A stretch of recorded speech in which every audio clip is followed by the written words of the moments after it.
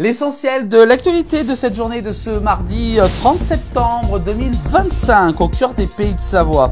On commence cette actualité avec nos confrères de ici, Pays de Savoie. En septembre, les douanes ont saisi au col du Petit Saint-Bernard plus de 172 kilos de cigarettes achetées en Italie, presque exclusivement par des particuliers selon nos confrères des Pays de Savoie. Et justement, c'est donc un record selon les douanes durant ces dernières années.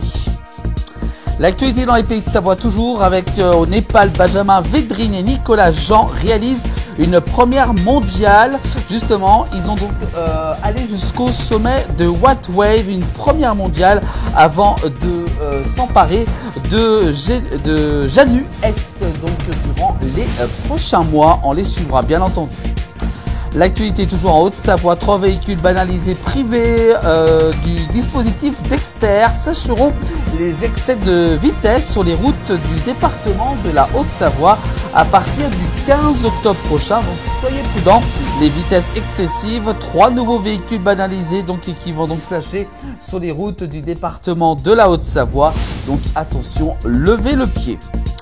On parle de cette fois-ci de la dermatose avec 15 communes des Pays de Savoie sortent de la zone de protection la plus stricte. Enfin, après de nombreux mois où ces zones ont été classées les plus importantes, une première avancée concrète justement dans le cadre de la lutte contre la dermatose nodulaire contagieuse dans les Pays de Savoie. On continue l'actualité avec hier, lundi 29 septembre, le conseil municipal d'Annecy en Haute-Savoie a voté la vente de terrain à l'association musulmane Salem. Cette dernière était justement depuis de nombreuses années en quête d'un site pour implanter sa propre mosquée dans les prochains mois. Donc une mosquée sera construite à cet emplacement. L'actualité des Pays de Savoie avec une nouvelle journée de mobilisation est prévue à partir de demain, jeudi 2 octobre. Quelques manifestations sont donc prévues en Haute-Savoie, notamment du côté de Chambéry, d'Annecy, d'Albertville également, ou encore du côté de Cluse et de Thonon-les-Bains. On se rappelle que la dernière grève du 18 septembre dernier avait réuni à travers le territoire un peu plus de 600 000 manifestants. L'actualité dans les Pays de Savoie, on revient avec du côté de Chambéry, des sangliers sèment la discorde et doivent être abattus.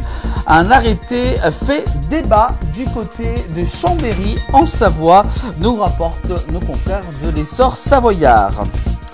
On continue avec cette fois-ci coincé sous terre. Un chien a mobilisé les pompiers de la Haute-Savoie pendant plusieurs heures. Ces pompiers de la Haute-Savoie ont été mobilisés pour secourir un chien bloqué dans une galerie de terriers. On continue, on parle cette fois-ci de la menace de la fermeture de la maison de l'enfance de Chantemerle. Du côté de la Savoie, la ville de Chambéry assure son soutien à l'association Clef Chantemerle dont les difficultés financières pourraient donc entraîner la fermeture de la maison de l'enfance et de l'espace de vie sociale. Ultime combat pour le télésiège. L'association qui défendait le maintien de la station de la Sambuie poursuit son bras de fer judiciaire. Ils vont être du côté devant le Conseil d'État carrément que le dossier a été apporté afin de préserver cette station. L'actualité dans les Pays de Savoie avec les municipales 2026 du côté d'Annecy, entre les pics envoyés à ses adversaires et la présentation d'une partie de son programme, Guillaume Roy, l'évêque du Rassemblement national, a donné le coup d'envoi de sa campagne pour les élections municipales qui auront lieu à travers le territoire en mars 2026 prochain. Il a donc tenu un discours samedi 27 septembre dernier. L'actualité avec toujours les municipales du côté d'Annecy, ça bouge beaucoup pour l'année prochaine avec le premier groupe d'opposition au conseil municipal en nombre d'élus. Annecy Ensemble a choisi donc de soutenir la candidature de l'ancien ministre et député Antoine Armand aux élections municipales de l'année prochaine du côté d'Annecy.